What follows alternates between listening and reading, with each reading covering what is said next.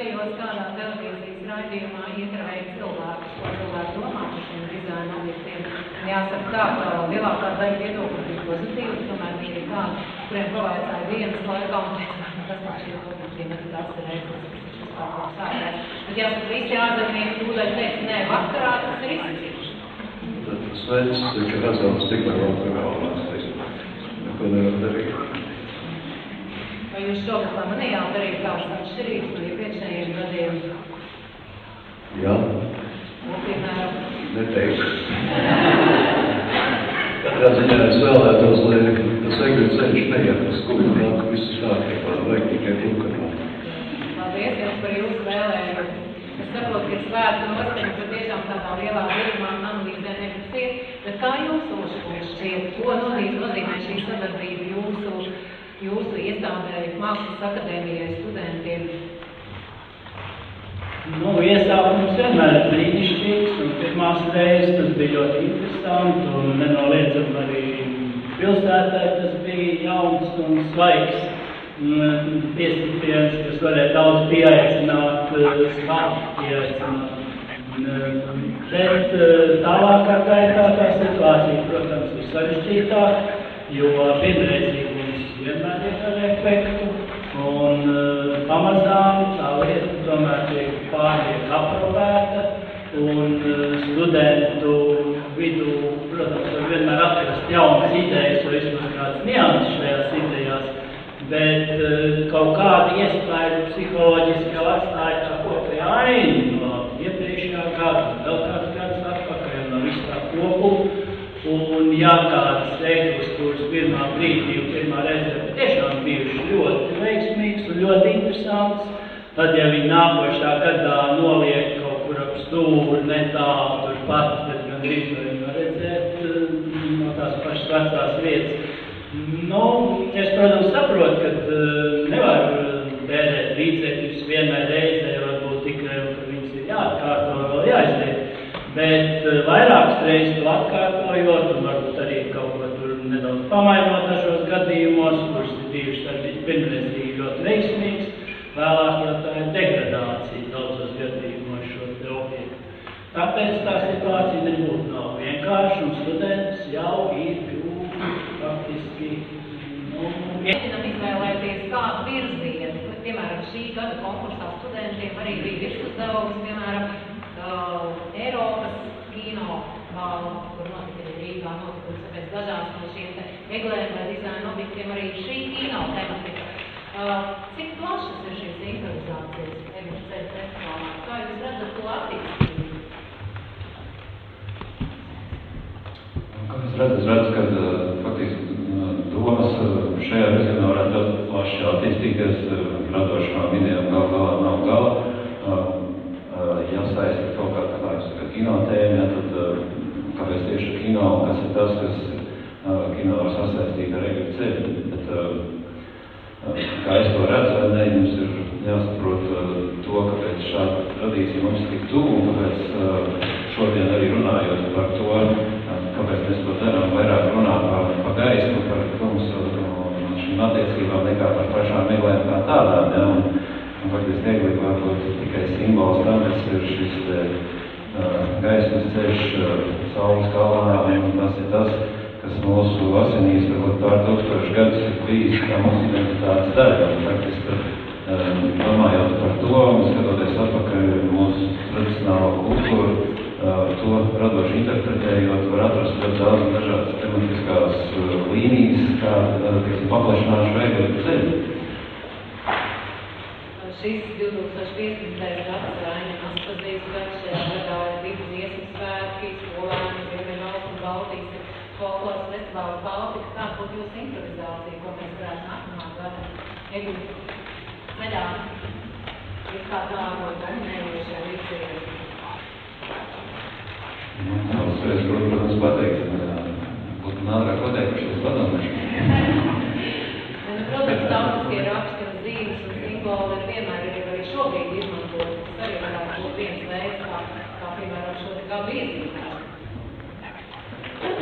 Jā, varētu, teiksim, padomāt par to, kā, teiksim, tēli tiek vispār izmantot gada tumšajā laikā, sākot ar Egļu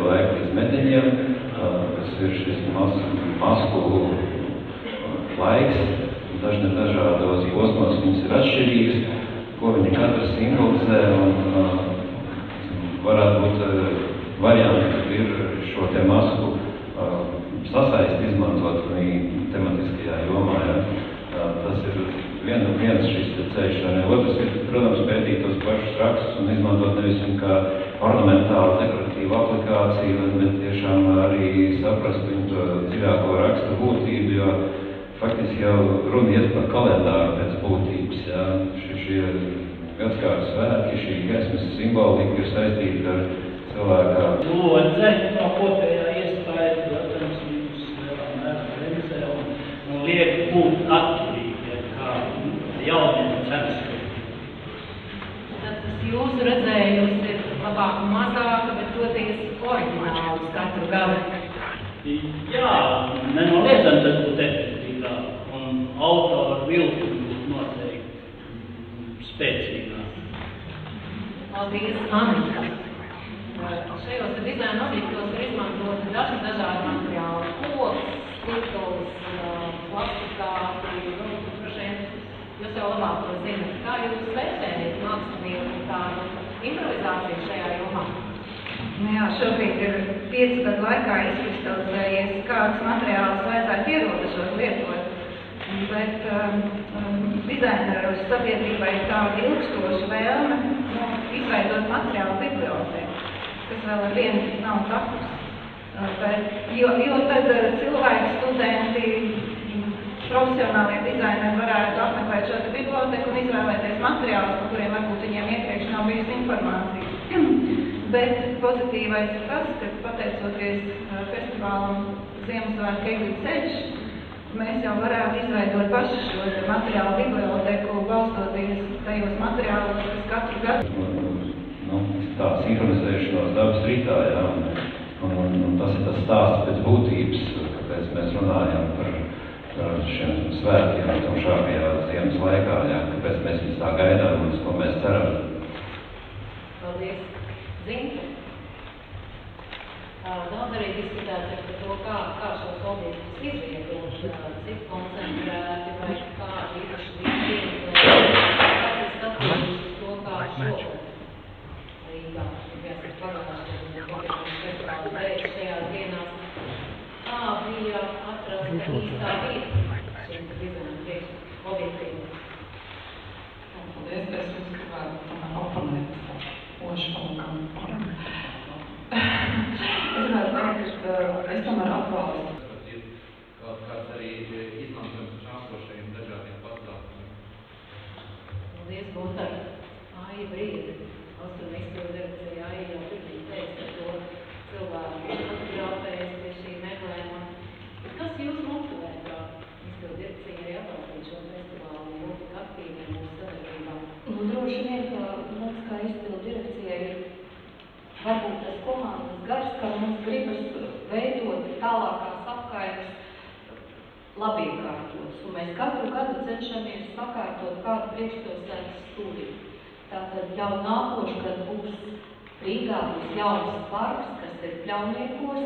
Ja jūs zināt, tad Pļauniekos starp Sakaru vielu ir tā, kas dala Bērzu birzi un Zaļo birzi divās daļās. Un tātad nākošais turpināsies 3. kārta šim te parkam, un jau tur atkal ir viena skaista vieta, kur var tikt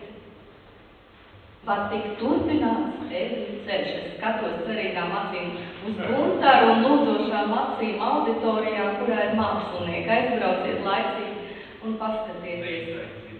Jā, es gribu teikt, ka tāpat dārziņos niecīga aktivitāte lampiņas lielajās sedlēs, bet ja jūs zinātu, cik apkaimes iedzīvotāji bija priecīgi, un tad, kad mēs braucām, tad viņi saka, mēs naktī uzkāpjam savas mājas bēriņos un skatāmies, un mums ir gaišs. Es redzu, Krēslas kungs grib pateikt lielu paldies. Saprotiet, šis te festivāls, viņš ir ārkārtīgi emocionāls. Un mūsu kā pašvaldības uzdevums ir sakārtot vietas, lai māksliniekiem būtu, kur šos darbus skaisti prezentēt un lai rīdziniekiem būtu prieks. Un un ir gan šīs izvietotās lielās seglas, dzīvās seglas, gan šie vidas objekti. Protams, ka problēmas ir apsardzē, varbūt tur, tā ir problēma, ar kuru ir jārēķinās, un mēs ļoti cenšamies sadarboties ar mūsu pašvaldības policiju. Bet man ir liels prieks, un mēs ejam šo ceļu, kad Ziemassvētku eļļu ceļš ienāk apkaimēs un tālākās apkaimēs. Jo tad, kad mēs katru gadu skatāmies šo te izvietojumu, mums jau liekas, ka reizēm ir brīnišķīgs objekts, bet ja viņam blakus ir vēl 3 objekti, es saprotu, kāpēc tas ir drošība, nauda un tā tālāk un tā tālāk.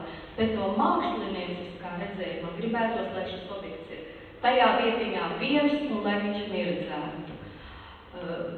Perspektīvā, ja būs naudiņa, pavisam vienkārši, varbūt tiks labi iekārtot Zinātņu akadēmijas laukums. Tātad jau šogad cilvēki bija, es nezinu, vai mākslinieki ir zālē, ļoti priecīgi par šiem eļļu ceļa objektiem Zinātņu akadēmijas laukumā.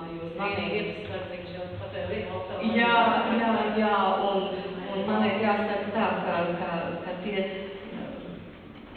visi izpildu direkcijas darbinieki teica, Gunter un mākslinieks, kā gribētos Daugavpils ielā 31, jo koku eglis mēs tā nevaram uzlikt, jo mums ir ļoti daudz māju ar malku sapkuri.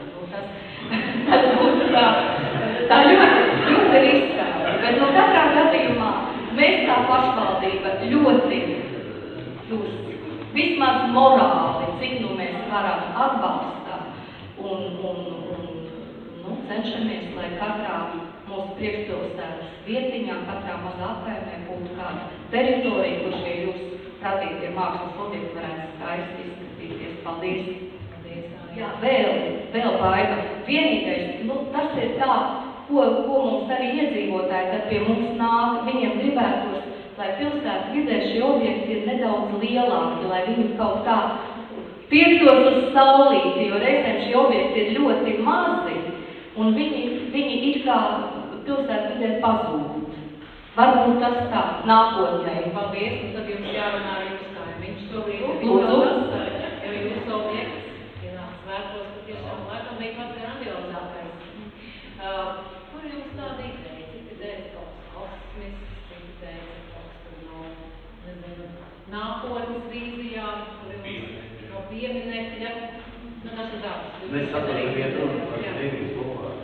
Jā. Svētkos. Jā, kur jums nonācāt pie šāda redzējuma? Redzējums te vienkārši konkrēts uzdevums, ka palūdz prasīja, kā variantu, vai es varētu uzņēmumam, kurš pretendēja šo vietu, kurš gribēja atrasties šajā vietā, kaut kā citu risinājumu. Un šeit jau Loškungs ļoti daudz stāstīja par to, kā vispār top šīs seglas studentu vidē un arī savienību izteica šos viedokļus.